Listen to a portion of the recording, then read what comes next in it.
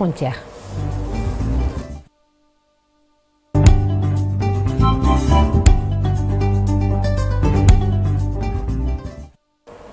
Direction le Burkina Faso, Cheikh Tidiane, plus de 170 morts.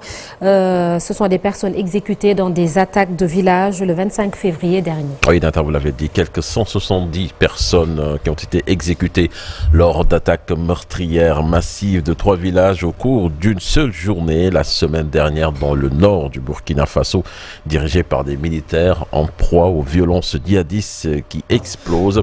Dans un communiqué publié dimanche 3 mars, le procureur de Ouahigouya, Ali Benjamin Koulibaly, informe donc que d'attaques meurtrières massives auraient été commises dans les villages de Komsilga, Nodine et Soro, dans la province de Yatenga, dans la région du Nord. Il indique qu'au regard de la gravité de la circonstance de toutes ces dénonciations et informations, le parquet a introduisé ses services de police judiciaire d'ouvrir une enquête au fin d'élucider les faits. En Haïti, le gouvernement décrète l'état d'urgence pour regagner le contrôle de Port-au-Prince après l'évasion de plusieurs milliers de détenus du pénitencier national de Port-au-Prince, attaqués donc par des gangs armés. Le gouvernement donc a décidé de décréter dimanche l'état d'urgence pendant 3 jours ainsi qu'un couvre-feu. Nous parlons de la situation au Proche-Orient à présent avec la vice-présidente américaine Kamala Harris qui a appelé ce dimanche à en cesser le feu immédiat pour au moins 6 semaines dans la bande de Gaza. Elle doit rencontrer, selon dire, à Washington, le ministre israélien Benny Gantz, membre du cabinet de guerre de Benjamin Netanyahou. Aux États-Unis, toujours avec les primaires républicaines, unique victoire de Nikki Haley pour le moment, qui remporte sa première victoire, c'est à Washington DC.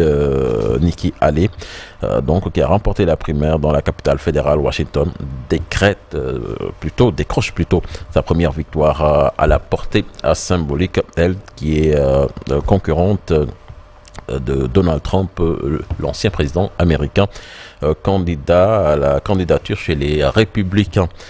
Plusieurs pays de l'OPEP prolongent leur coupe dans la production de pétrole. Les membres de l'organisation et leurs alliés réunis au sein de l'OPEP+ se sont convenus dimanche donc de prolonger l'accord actuel de réduction de la production du brut jusqu'à la mi-2024 afin d'éviter une offre excédentaire. Riyad et Moscou, piliers de l'alliance OPEP+ des pays exportateurs de pétrole, ont annoncé ce dimanche avec d'autres membres de prolonger leur coupe volontaire pour soutenir des cours minés par l'incertitude économique. L'Arabie Saoudite va continuer de sabrer son volume d'1 million de barils par jour pour la période d'avril à juin, selon son ministère de l'énergie cité par l'agence de presse officielle saoudienne. La Russie a également fait état d'une extension à hauteur de 471 000 barils de pétrole par jour, portant à la fois sur la production et les exportations. Et puis pour terminer, la France avec le Parlement qui se réunit ce lundi en congrès au château Versailles pour faire de la France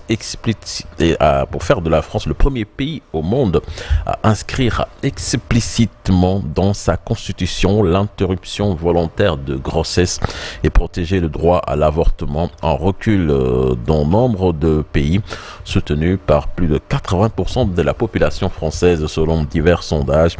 La constitutionnalisation de l'IVG s'est progressivement imposée dans le paysage politique.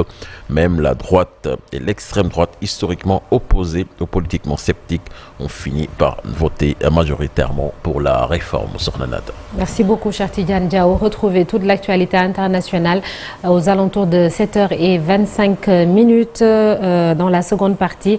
Elhadj Daouda Mine sera là pour la chronique du jour. Crise au Sénégal. Les Sénégalais dans l'attente de l'arbitrage des 7 sages du Conseil constitutionnel. Ce sera le sujet. Et puis notre invité, c'est lundi.